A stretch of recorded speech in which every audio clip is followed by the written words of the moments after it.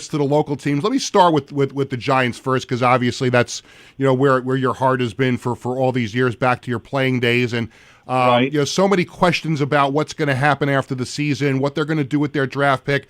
Is Brian Daboll going to be back as head coach? Is Joe Schoen going to be the GM? When you look at the Giants of 2024 and now into 2025, what strikes you about this season? How poorly it went, and what do you think winds up happening somewhere here down the road after the season is over?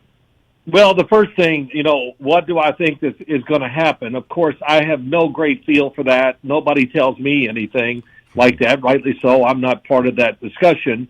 But I would say this, and it's not easily accepted by people when I say it. I think they will bring back Joe Schoen and Brian Daboll to keep changing coaches. It's been a factor with the Giants, and everything they did this offseason, I follow it close, of course.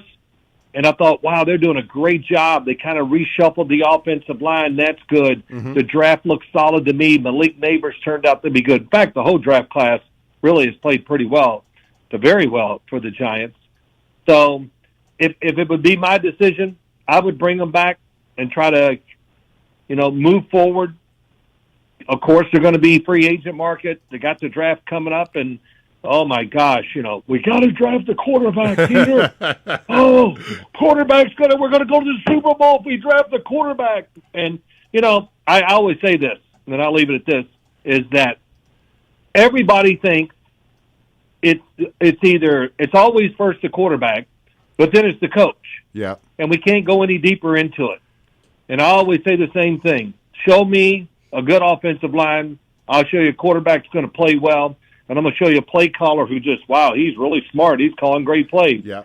And, look at the playoffs. When it comes out, we're going to probably see every team that's going to be in the playoffs has a solid to a really good offensive line. And that's the Giants. They tried to fix it.